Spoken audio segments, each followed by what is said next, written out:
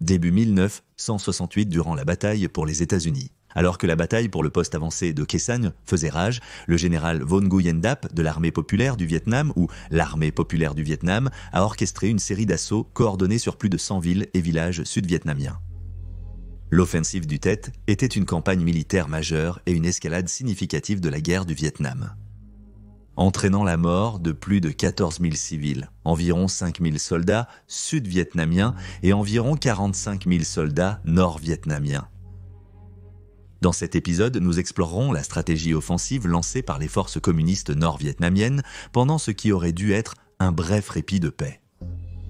Ce sont les événements qui ont constitué l'offensive du Tet. Bienvenue dans les guerres du monde.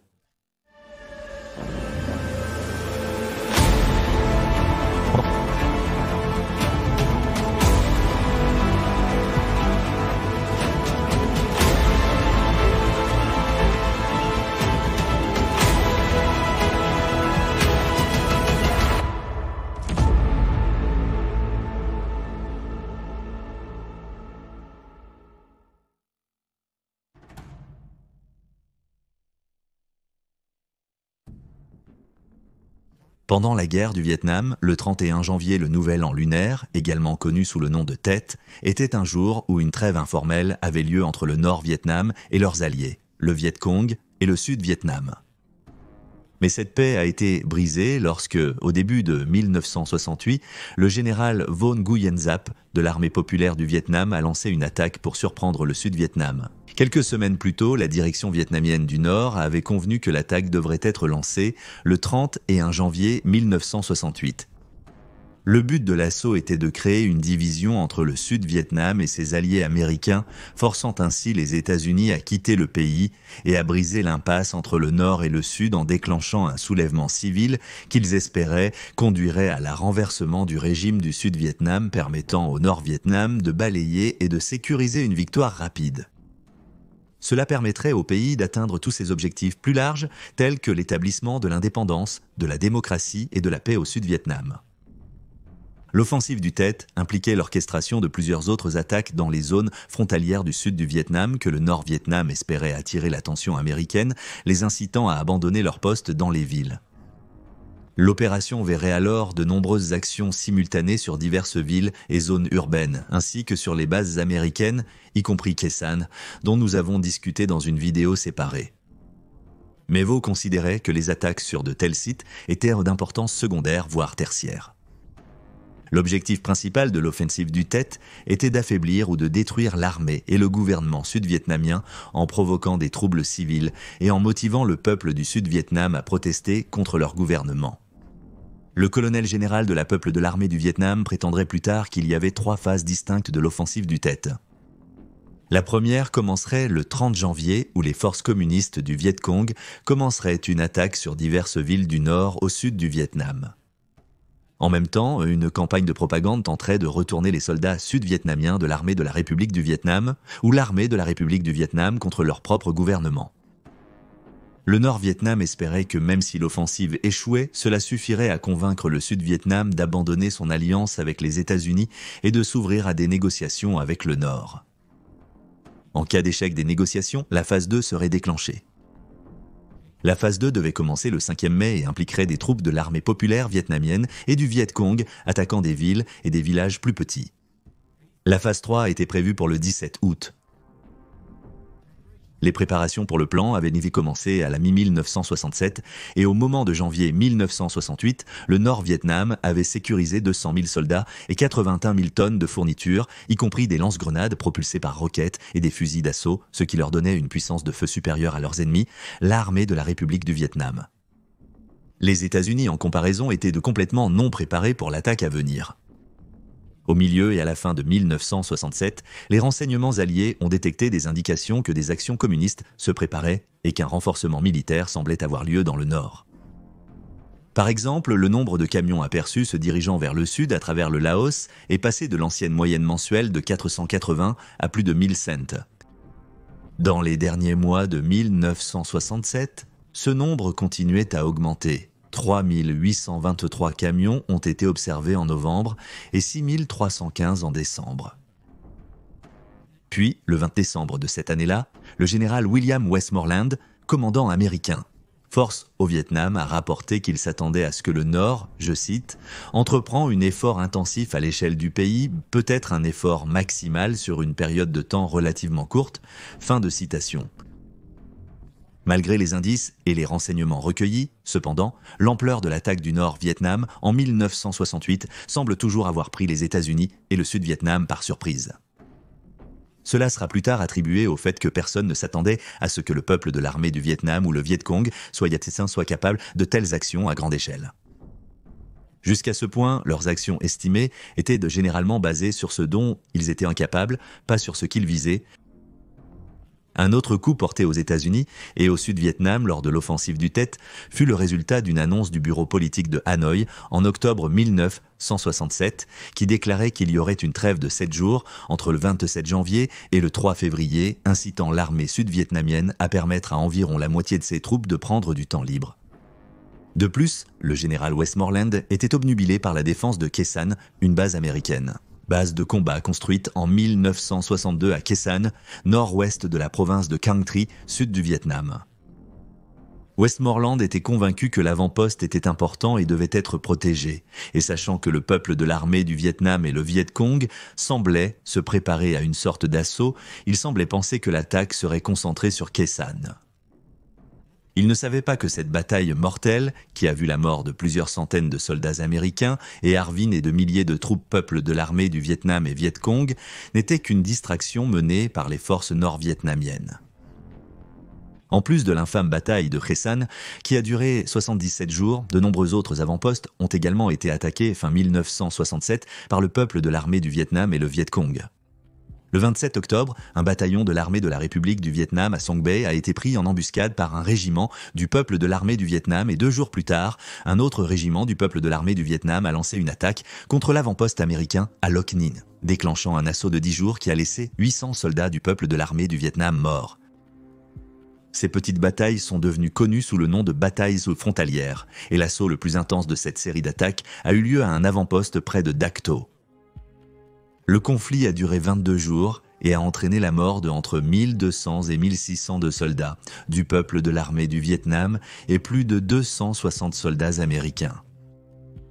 Les commandants américains étaient perplexes face à ces batailles car les frappes aériennes pouvaient être utilisées indistinctement sur ces bases isolées, les transformant en pièges mortels pour le peuple de l'armée du Vietnam. Mais comme Westmoreland, ils ont eu du mal à voir que le véritable plan du peuple de l'armée du Vietnam était que tous ces conflits mineurs, mais toujours brutaux, causent des perturbations et des distractions. La première de ces attaques a commencé juste après minuit le 30 janvier, lorsque 5 capitales provinciales ont été soumises à des tirs de mortier ou de roquettes, suivis de l'émergence de troupes au sol armé, composées en grande partie de membres du Viet Cong, mais parfois soutenues par des réguliers du peuple de l'armée du Vietnam. De petites équipes conduiraient par la suite des soldats du peuple de l'armée du Vietnam vers des stations de radio et des quartiers généraux importants du Sud-Vietnam. Cependant, selon les rapports, ces attaques étaient mal coordonnées, ce qui a entraîné beaucoup de résistance au point qu'au moment où le matin est arrivé, la plupart des forces du peuple de l'armée du Vietnam et du Viet Cong avaient été repoussées de leurs objectifs.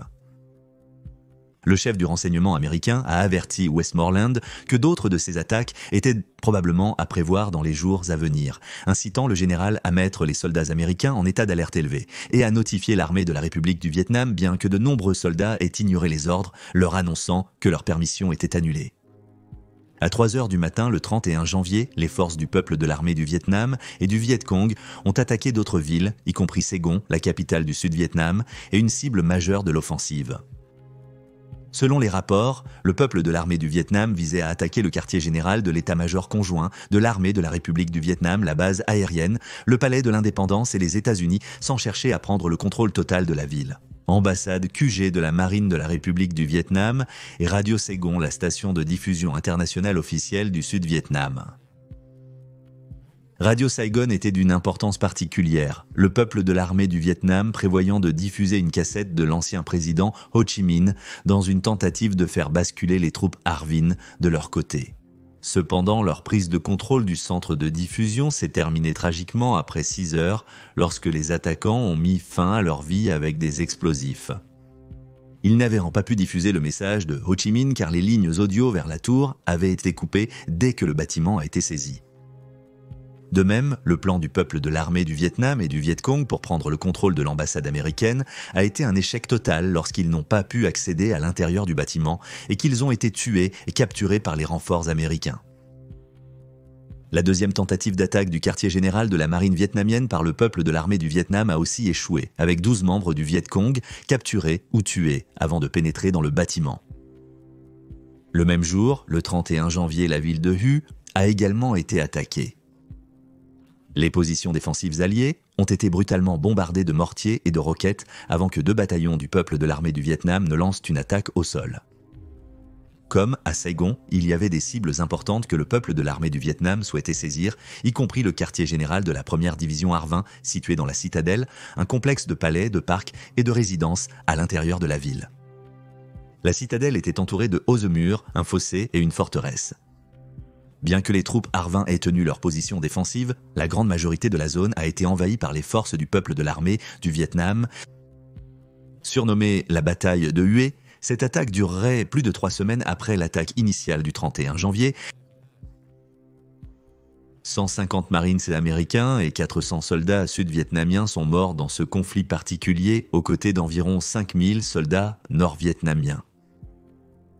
Le capitaine de l'armée américaine Howard Prince dira plus tard à National Public Radio, je cite, « Ce que j'ai vu était probablement le combat au sol le plus intense sur une base soutenue pendant plusieurs jours de toute autre période pendant la guerre. » Fin de citation. Lors de l'occupation de la ville par le peuple de l'armée du Vietnam, les troupes du Viet Cong ont effectué des fouilles maison par maison au cours desquelles ils arrêtaient des fonctionnaires, des leaders religieux, des enseignants et divers autres civils pour le crime d'être soit liés aux forces américaines, soit au régime sud-vietnamien. Ces individus, décrits par le WC comme des contre-révolutionnaires, ont ensuite été exécutés et leurs corps jetés dans une fosse commune et enterrés. Le massacre de civils a été découvert après que les États-Unis et Ar-Vin ont repris le contrôle de la zone le 26 février, la dernière fosse commune ayant été découverte en 1970. Certaines victimes avaient été battues à mort ou abattues, mais beaucoup ont été enterrées vivantes. Les soldats alliés ont trouvé 2800 corps et ont découvert qu'il manquait encore 3000 personnes.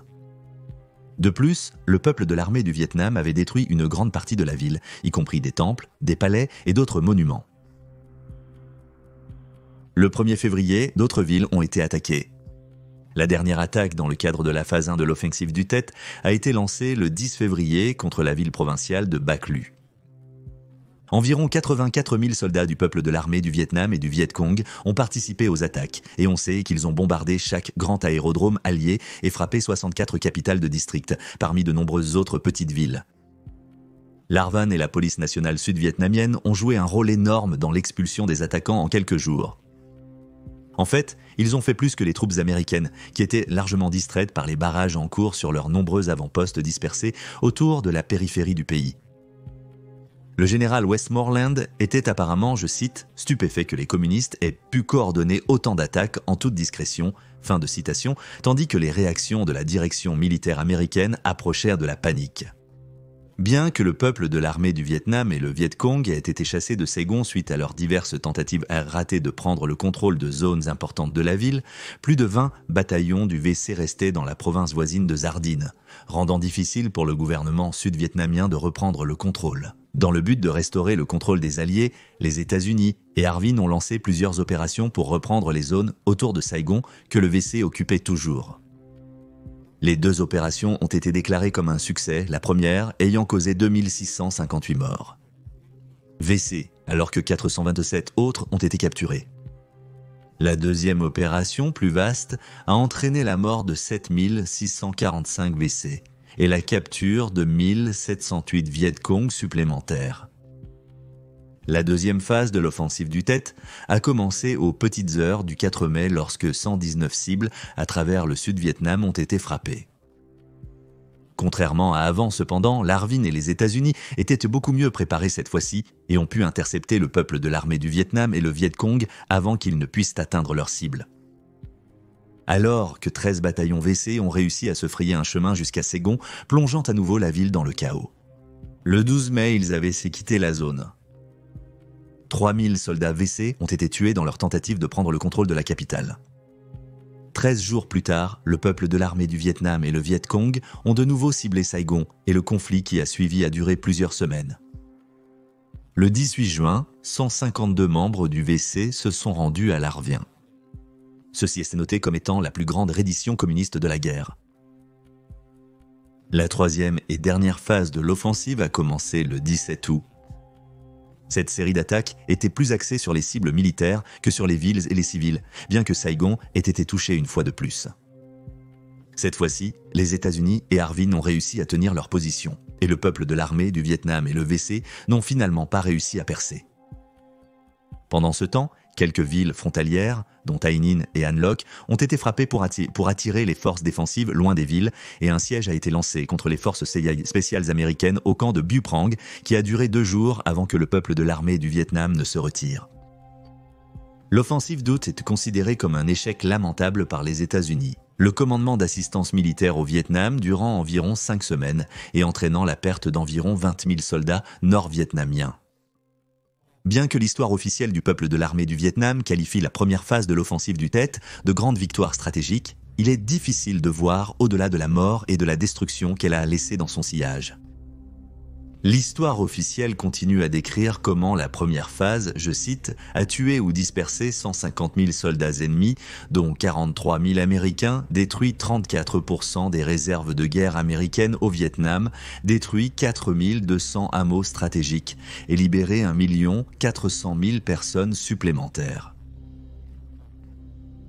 Cependant, le nombre estimé de morts civiles à la fin de la phase initiale seule est d'environ 14 300, tandis que 24 000 autres ont été blessés.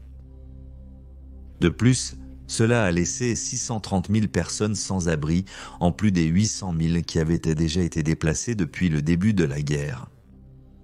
Plus de 70 000 maisons ont été endommagées pendant l'offensive, et 30 000 ont été gravement endommagées.